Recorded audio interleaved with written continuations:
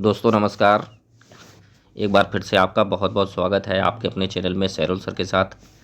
दोस्तों जीएस की सीरीज़ में एक हिस्ट्री की और एक भारतीय संविधान की सीरीज हमने स्टार्ट की है और अभी एक भारतीय इतिहास का एक वीडियो पढ़ चुका है और दूसरा भी मतलब कंटिन्यू बन रहा है। भारतीय इतिहास और भारतीय संविधान को कंप्लीट कराना है। ठीक है दोस्तों, तो ये भारतीय संविधान का ये पहला वीडियो है। इसमें हम आपके लिए 30 क्वेश्चन लेकर आए हैं।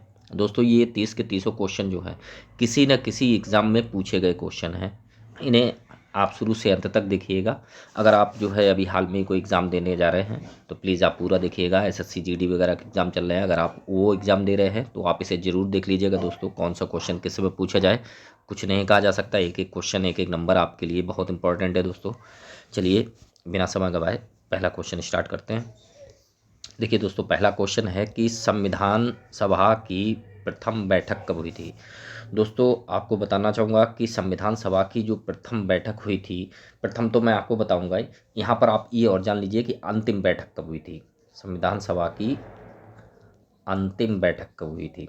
देखिए प्रथम बैठक तो ऑलमोस्ट पता ही रहता है, ठीक है। तो क्या होता है कि अंतिम बैठक पूछ लिया जाता है। तो अंतिम बैठक अगर पूछा जाए तो आप 24 जनवरी 1950 ये संविधान सभा की अंतिम बैठक थी। इसको आप विशेष ध्यान रखिएगा। ये तो क्वेश्चन में है ही कि इसकी प्रथम बैठक कब हुई थी। तो प्रथम बैठक आप बताऊंगा 9 दिसंबर 1946 को हुई थी। और इस 9 दिसंबर 1946 को जो प्रथम बैठक हुई थी उसमें अस्थायी रूप से इस बैठक के जो संविधान सभा के अध्यक्ष चुने गए थे, अस्थायी कैसे, स्थायी नहीं, अस्थायी रूप से चुना गया था। और वो चुने गए थे डॉक्टर सच्चिदानंद सिन्हा को। किसे? डॉक्टर सच्चिदानंद सिन्हा को अस्थायी अध्यक्ष चुना गया था। कौन सी बैठक में? पहली बैठक में। पहली बैठक कब हुई थी? 9 दिसंबर 1946 को। चलिए नेक्स्ट क्वेश्चन देखते हैं। देखिए संविधान सभा के अस्थायी अध्यक्ष के रूप में किसे नियुक्त किया गया था। दोस्तों मैंने अभी अभी जस्ट आपको बताया था कि 9 दिसंबर 1946 को जो पहली बैठक हुई थी उसमें अस्थायी अध्यक्ष जो है वो किसे चुना गया था? डॉक्टर सच्चिदानंद सिन्हा को। और दोस्तों देखिएगा डॉक्टर राजेंद्र प्रसाद को चुना गया था स्थायी अध्यक्ष। कैसा? स्थायी अध्यक्ष। और स्थायी अध्यक्ष जो चुना गया था, ये बैठक हुई थी 11 दिसंबर 1946 को, जस्ट 2 दिन बाद। पहली बैठक 9 दिसंबर 1946 को हुई थी, दूसरी बैठक 11 दिसंबर 1946 को हुई थी। और इसी बैठक में स्थायी अध्यक्ष चुन लिए गए थे। कौन? डॉक्टर राजेंद्र प्रसाद। और पहली जो बैठक हुई थी उसमें अस्थायी अध्यक्ष के रूप में डॉक्टर सच्चिदानंद सिन्हा को चुना गया था। ठीक है दोस्तों, नेक्स्ट क्वेश्चन देखते हैं। देखिए प्रारूप समिति के अध्यक्ष कौन थे। जो संविधान का प्रारूप बनाने की जो समिति बनी थी उसकी जिम्मेदारी दोस्तों मिली थी डॉक्टर BR अम्बेडकर को। ठीक है दोस्तों, चलिए नेक्स्ट क्वेश्चन देखते हैं। संविधान सभा के स्थायी अध्यक्ष किसे बनाया गया था। तो दोस्तों अभी अभी जैसे मैंने आप बताया संविधान सभा की जो दूसरी बैठक हुई थी 11 दिसंबर को, 11 दिसंबर 1946 को, उसी में स्थायी अध्यक्ष चुन लिए गए थे। किसे? डॉक्टर राजेंद्र प्रसाद को। चलिए नेक्स्ट क्वेश्चन देखते हैं दोस्तों। देखिए संविधान सभा के अंतिम रूप से संविधान को कब पारित किया गया था। देखिए दोस्तों ये क्वेश्चन आप समझिएगा, संविधान सभा के द्वारा अंतिम रूप से संविधान को कब पारित किया गया था। तो दोस्तों आपको बताना चाहूँगा कि संविधान लागू जो हुआ था वो तो हुआ था आपका 26 जनवरी 1950 को, लेकिन संविधान सभा द्वारा इसे अपनाया गया था 26 नवंबर 1949 को। 26 नवंबर 1949 को संविधान सभा ने संविधान को अंतिम रूप से ग्रहण कर लिया था, उसे अंगीकार कर लिया था, स्वीकार कर लिया था। तो यही क्वेश्चन है यहाँ, संविधान सभा के अंतिम रूप से संविधान को कब पारित कर दिया गया। तो पारित कब किया गया था? 26 नवंबर 1949 को। और लागू कब हुआ? 26 जनवरी 1950 को। उसी दिन भारत जो है एक गणतंत्र बन गया, लोकतंत्र बन गया था। ठीक है दोस्तों, चलिए नेक्स्ट क्वेश्चन देखते हैं। भारतीय, इसमें कह रहा भारतीय संविधान किस दिन से पूर्णतः लागू हुआ था। तो अभी भी मैंने आपको बताया कि आप ऑलमोस्ट ये क्वेश्चन बहुत सिंपल क्वेश्चन है, अभी आप जानते ही होंगे कि 26 जनवरी 1950 को ये लागू हुआ था। उसी दिन भारत जो है एक गणतंत्र के रूप में बना था। देखिए भारत कब गणतंत्र बना भारतीय कब गणतंत्र बना भारत। तो अभी जिस दिन संविधान लागू हुआ था, संविधान कब लागू हुआ था? 26 जनवरी 1950 को। चलिए नेक्स्ट क्वेश्चन देखते हैं। बहुत जल्द आपके ये 30 क्वेश्चन कंप्लीट हो जाएंगे दोस्तों, ज़्यादा समय नहीं लगेगा। देखिए 10-15 मिनट का वीडियो होता है। 10-15 मिनट की वीडियो में अगर आप 30 क्वेश्चन अगर आपको देख लेते हैं, 30 क्वेश्चन अगर आपके रिवाइज हो जाते हैं दोस्तों, कोई ज़्यादा समय नहीं होता 10-15 मिनट, आप शुरू से अंत तक देख लीजिए। कभी कभी क्या होता है, कोई एग्ज़ाम देखने जाते हैं, कोई क्वेश्चन मिल जाता है, हम उसको अपनी किताब से पढ़ के नहीं जा पाते हैं, लेकिन हमने ऐसे ही वीडियो देखा था, वहाँ पर हमको ये चीज़ जो है कन्फर्म हो गई थी, और वो आपको फिर जो है एक बेनिफिट मिल जाता है। दोस्तों बने रहिए, अभी जस्ट आपके जल्दी खत्म हो रहे हैं। देखिए, भारतीय संविधान के किस भाग को उसकी आत्मा की संज्ञा दी गई है? दोस्तों, भारतीय संविधान की आत्मा जो कहा गया है, वो कहा गया है प्रस्तावना को। ठीक है, जो प्रस्तावना है उसे कॉन्स्टिट्यूशन सोल कहा गया है। चलिए नेक्स्ट क्वेश्चन देखते हैं। देखिए, संविधान सभा ने राष्ट्रगान को कब स्वीकार किया? तो राष्ट्रगान को कब स्वीकार किया? तो राष्ट्रगान को जो स्वीकार किया था वो कब किया था? 24 जनवरी 1950। 24 जनवरी 1950। 26 जनवरी 1950 को तो संविधान लागू हो गया था, और राष्ट्रगान संविधान सभा ने कब अपनाया था? 24 जनवरी 1950 को। नेक्स्ट क्वेश्चन देखते हैं। देखिए, भारतीय नागरिकों को प्राप्त मूल अधिकारों की संख्या कितनी है? ठीक है दोस्तों। देखिए दोस्तों, आपको पता है कि जो मूल अधिकार हैं वो कौन से भाग में हैं? भाग 3 में है, और इन्हें कहाँ से लिया गया है? फंडामेंटल राइट्स को कहाँ से लिया गया है? अमेरिका के संविधान से। इसका स्रोत क्या है? अमेरिका के संविधान से मौलिक अधिकारों को, मौलिक अधिकार या मूल अधिकार या फिर फंडामेंटल राइट्स, इन्हें जो लिया गया है, और ये जो हैं आपके कहाँ से, कितने हैं? 6 हैं दोस्तों। क्यों 6 हैं? इससे पहले 7 थे।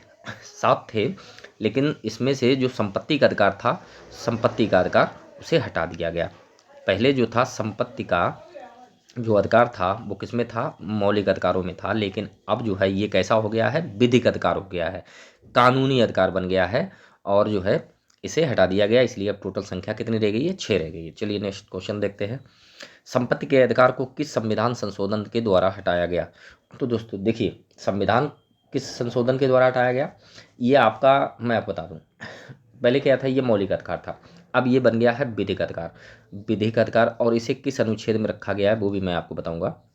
विधिक अधिकार बन गया है और इसे रखा गया है 301 के अंतर्गत। ठीक है, और ये एक 1978 में 1978 में एक संविधान संशोधन हुआ था, 44वें संविधान संशोधन के द्वारा संपत्ति के अधिकार को मौलिक अधिकार से हटा करके विधिक अधिकार बना दिया गया, और अनुच्छेद 300A में इसे रख दिया गया। चलिए नेक्स्ट क्वेश्चन देखते हैं। देखिए, मूल अधिकारों का रक्षक किसे कहा जाता है?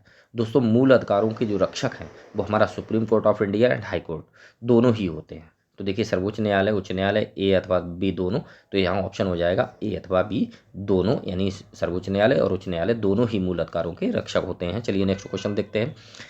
देखिए, नेक्स्ट क्वेश्चन ये है, वेरी इंपॉर्टेंट क्वेश्चन है दोस्तों। किस अनुच्छेद के द्वारा 6 से 14 वर्ष तक के बच्चों के लिए शिक्षा का अधिकार मूल अधिकार बनाया गया? देखिए दोस्तों, सन 2002 में एक संविधान संशोधन हुआ था, 86वां संविधान संशोधन। ठीक है दोस्तों, इस संशोधन के द्वारा आर्टिकल 21A जोड़ा गया, और 21A में ये कहा गया कि 6 से 14 वर्ष तक के बच्चों के लिए शिक्षा का अधिकार एक मौलिक अधिकार माना जाएगा, मूल अधिकार की श्रेणी में इसे माना गया। ठीक है, तो ये जो है 21A, अनुच्छेद 21A जो है वो आपका 6 से 14 वर्ष तक के बच्चों के लिए शिक्षा का अधिकार मौलिक अधिकार बनाता है। चलिए नेक्स्ट क्वेश्चन देखते हैं दोस्तों। लोक कल्याणकारी राज्य की अवधारणा किसमें निहित है? तो लोक कल्याणकारी जो राज्य की अवधारणा है दोस्तों, वो है आपका, मैं बताऊंगा, देखिए किसमें है। अनुच्छेद, पहले आप यहाँ से ध्यान रखिएगा, अनुच्छेद 36 से 51 तक क्या है आपको पता होगा, नहीं पता है? देखिए, अनुच्छेद 36 से 51 तक, और ये भाग 4, कौन सा? भाग 4, अनुच्छेद 36 से 51 तक, और इसे लिया गया है आयरलैंड के संविधान से। कहाँ से? आयरलैंड के संविधान से लिया गया है। अब आपने अंदाजा लगा लिया होगा, बिल्कुल ठीक, कि राज्य के नीति निर्देशक तत्व जो हैं वो राज्य की अवधारणा, जो लोक कल्याणकारी राज्य की अवधारणा जो है वो किसमें निहित है? राज्य के नीति निर्देशक तत्वों में है, और राज्य के नीति निर्देशक तत्व अनुच्छेद 36 से 51 तक हैं, भाग 4 के अंतर्गत, और इसे आयरलैंड के संविधान से लिया गया। नेक्स्ट क्वेश्चन देखते हैं दोस्तों। संविधान के अनुच्छेद 40 राज्य को निर्देश देता है कि वह, देखिए बहुत इंपॉर्टेंट क्वेश्चन है, आर्टिकल 40, आर्टिकल 40 जो है वो ग्राम पंचायतों के गठन से संबंधित है दोस्तों। किससे? ग्राम पंचायतों के गठन से। चलिए नेक्स्ट क्वेश्चन देखते हैं। देखिए संविधान में मूल कर्तव्यों को शामिल करने की प्रेरणा किस देश के संविधान से ली गई है? चलिए दोस्तों मैं इसको आपको बताऊंगा ही बताऊंगा। इसके साथ मैं आपको बता दूं कि जो मूल कर्तव्य हैं, मूल कर्तव्य जो हैं वो जैसे कहते हैं फंडामेंटल ड्यूटीज। मौलिक कर्तव्य या मूल कर्तव्य एक ही चीज़ है, फंडामेंटल ड्यूटीज। और इन्हें जो रखा गया है वो किस भाग में रखा गया है ये भी आप साथ साथ जान लीजिए, भाग 4 का या 4A में, और अनुच्छेद अनुच्छेद 51A में या अनुच्छेद 51 का में। और मौलिक कर्तव्यों को लिया गया है, वो लिया गया है आपका रूस से। ठीक है दोस्तों, शुरुआत में मौलिक कर्तव्यों की संख्या कितनी थी? 10 थी, लेकिन अब कितनी है? 11 है। 11वां जो मौलिक कर्तव्य है वो कब जोड़ा गया? 2002 में। और किसके द्वारा? 86वें संविधान संशोधन के द्वारा, जो अभी आपने जस्ट पढ़ा था 21A जो पढ़ा था उसमें लिखा था 6 से 14 वर्ष तक के बच्चों के लिए जो निःशुल्क शिक्षा का अधिकार है उसे मौलिक अधिकार माना जाए। लेकिन यहीं पर जो 11वां मूल कर्तव्य जुड़ा था उसमें माता पिता के लिए मूल कर्तव्य ये जुड़ा था कि 6 से 14 वर्ष तक के बच्चों के लिए शिक्षा के अवसर प्रदान कराएं माता पिता लोग। ये उनका ड्यूटीज़ है, ये उनका कर्तव्य है। ये 11वां कर्तव्य जो है मूल कर्तव्य जोड़ा गया था 86वें संविधान संशोधन के द्वारा सन 2002 में। लेकिन प्रारंभ में मौलिक कर्तव्यों की संख्या कितनी थी? 10 थी, और अब कितनी है? 11 है। और मौलिक कर्तव्यों को सरदार स्वर्ण सिंह समिति की अनुशंसा पर जोड़ा गया था, और 42वें संशोधन 1976 में इन्हें जोड़ा गया था। चलिए नेक्स्ट क्वेश्चन देखते हैं। देखिए संविधान में मूल कर्तव्यों की कुल संख्या कितनी है? तो दोस्तों मैंने अभी आपको बताया पहले कितनी थी? 10 थी, लेकिन अब कितनी है? 11 है। कब से? 2002 से। ठीक है, तो अब ये ऑप्शन 11 लगेगा आपका। चलिए नेक्स्ट क्वेश्चन देखते हैं। संविधान में मूल कर्तव्यों को किस समिति की अनुशंसा पर शामिल किया गया था? दोस्तों मैंने अभी अभी आपको बताया कि सरदार स्वर्ण सिंह समिति की अनुशंसा पर जो है मूल कर्तव्यों को संविधान में शामिल किया गया था। आर्टिकल 51A और भाग 4 का या 4A में शामिल किया गया था। रूस के संविधान से इन्हें लिया गया है। चलिए नेक्स्ट क्वेश्चन देखिए, भारतीय संघ की शक्ति किस में निहित है? भारतीय संघ की शक्ति जो है दोस्तों वो निहित है राष्ट्रपति में। ठीक है, चलिए नेक्स्ट क्वेश्चन देखते हैं। देखिए राष्ट्रपति के निर्वाचक मंडल में कौन कौन शामिल होते हैं? दोस्तों मैं यहाँ पर एक चीज़ आपको बताना चाहूँगा। राष्ट्रपति के जो निर्वाचक मंडल होता है, राष्ट्रपति का जो निर्वाचन होता है वो होता है अप्रत्यक्ष मतदान द्वारा।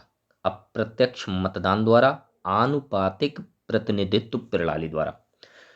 किस द्वारा? आनुपातिक प्रतिनिधित्व प्रणाली। देखिए मैं लिख देता हूँ, आनुपातिक प्रतिनिधित्व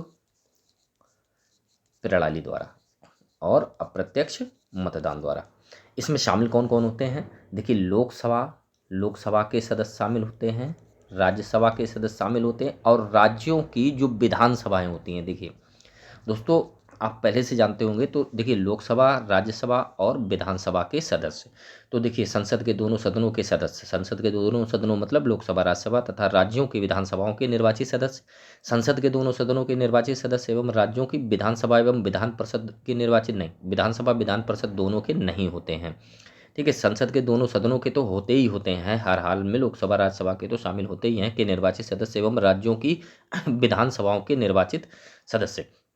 ठीक है, तो राज्य की विधानसभाओं के निर्वाचित सदस्य, ये संसद के दोनों सदनों के सदस्य तथा राज्य की विधानसभाओं के निर्वाचित सदस्य, संसद के दोनों सदनों के निर्वाचित सदस्य एवं राज्यों की विधानसभाओं के निर्वाचित सदस्य। ठीक है दोस्तों, तो इसमें दोनों ऑप्शन ये ए और सी एक जैसे हैं, तो ये कोई भी ऑप्शन आप मान सकते हैं, यानी कि लोकसभा के सदस्य, राज्यसभा के सदस्य और राज्यों की जो विधानसभा हैं उनके सदस्य, लेकिन विधान परिषद के सदस्य नहीं होते हैं। चलिए नेक्स्ट क्वेश्चन। दोस्तों मैं अभी आपको बताऊंगा कि देखिए इनमें अंतर क्या है। देखिए अब आप यहाँ पर एक चीज़ समझ लीजिए। देखिए एक होता है विधानमंडल। क्या होता है? विधानमंडल। विधानमंडल विधानमंडल दो होते हैं। कैसे? एक होते हैं केंद्रीय और एक होते हैं राज्य के विधानमंडल। एक को केंद्रीय विधानमंडल और राज्य विधानमंडल माना जा सकता है। अब देखिए इनके दो भाग होते हैं, एक होता है लोकसभा, लोकसभा और एक राज्यसभा, राज्यसभा। यहाँ पर इसके क्या होते हैं, एक होता है विधानसभा, विधानसभा, और एक होता है विधान परिषद। ठीक है दोस्तों, ये क्या होते हैं, जैसे member of parliament, member of parliament MP जिन्हें बोलते हैं, मेंबर ऑफ पार्लियामेंट मतलब एमपी, जो आप साधारण भाषा में एमपी का इलेक्शन बोलते हैं। और यहाँ पर क्या होता है, member of legislative assembly, MLA, member of legislative assembly. और ये होते हैं member of legislative council, MLC. तो जो एमएलसी होते हैं वो विधान परिषद से होते हैं, एमएलए जो होते हैं वो विधानसभा से होते हैं, और एमपी जो होते हैं लोकसभा और राज्यसभा से होते हैं। और ये टोटल जो होते हैं वो क्या होते हैं, विधानमंडल होते हैं। चलिए नेक्स्ट क्वेश्चन देखते हैं। देखिए, राष्ट्रपति के कार्यकाल की अवधि कितनी होती है। दोस्तों ये तो साधारण क्वेश्चन है, बहुत सिंपल क्वेश्चन है, आप सभी लोग जानते होंगे कि 5 वर्ष होती है। चलिए नेक्स्ट क्वेश्चन देखते हैं। देखिए, राष्ट्रपति के चुनाव के लिए कौन सी विधि अपनाई जाती है। दोस्तों मैंने अभी आपको बताया था कि अप्रत्यक्ष मतदान द्वारा, आनुपातिक प्रतिनिधित्व प्रणाली के द्वारा, एकल संक्रमणीय मत से, यानी कि अप्रत्यक्ष मतदान द्वारा, एकल संक्रमणीय मत के द्वारा, आनुपातिक प्रतिनिधित्व से जो है राष्ट्रपति का निर्वाचन होता है। इसका मतलब ऑप्शन नंबर डी, ये सभी। चलिए नेक्स्ट क्वेश्चन देखते हैं।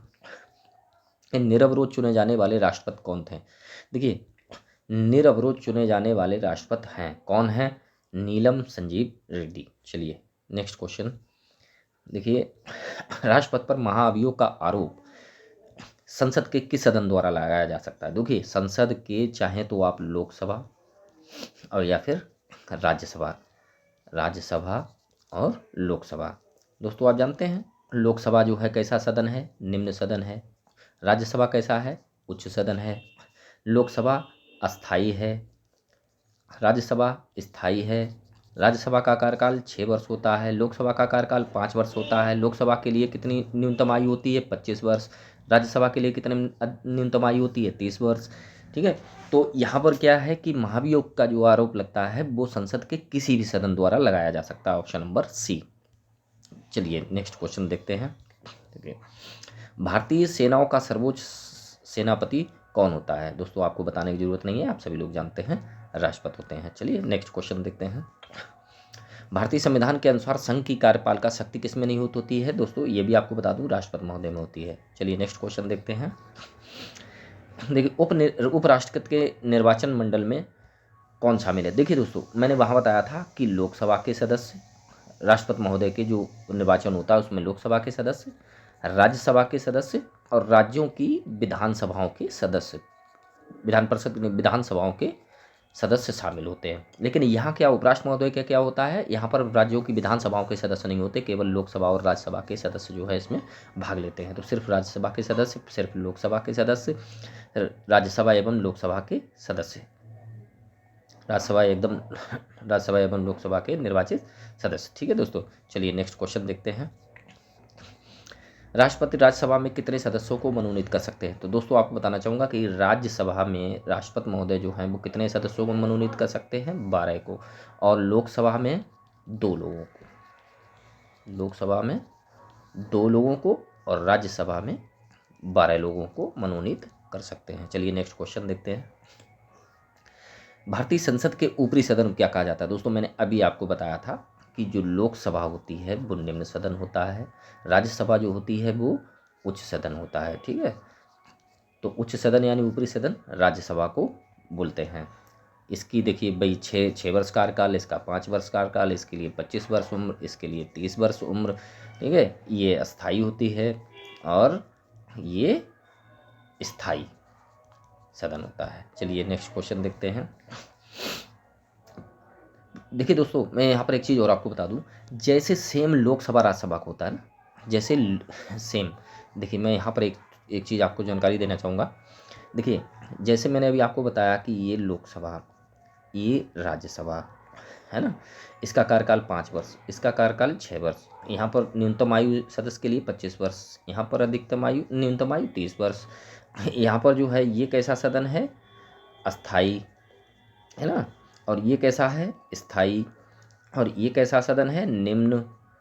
और ये कैसा सदन है, उच्च। देखिए सेम कंडीशन होती है यहाँ पर विधानसभा में और विधान विधान परिषद में। ठीक है दोस्तों, यहाँ पर भी सेम कंडीशन है, इसकी 5 वर्ष, इसकी 6 वर्ष, इसके लिए 25 वर्ष, इसके लिए 30 वर्ष। ये निम्न सदन विधानसभा, ये उच्च सदन, इसके लिए ये अस्थाई सदन, ये स्थायी सदन। जो ये ऐसे समझ लीजिए, लोकसभा विधानसभा से है और राज्यसभा जो है वो विधान परिषद से। चलिए नेक्स्ट क्वेश्चन, तो ये वाला क्वेश्चन जो है लास्ट क्वेश्चन देख लें।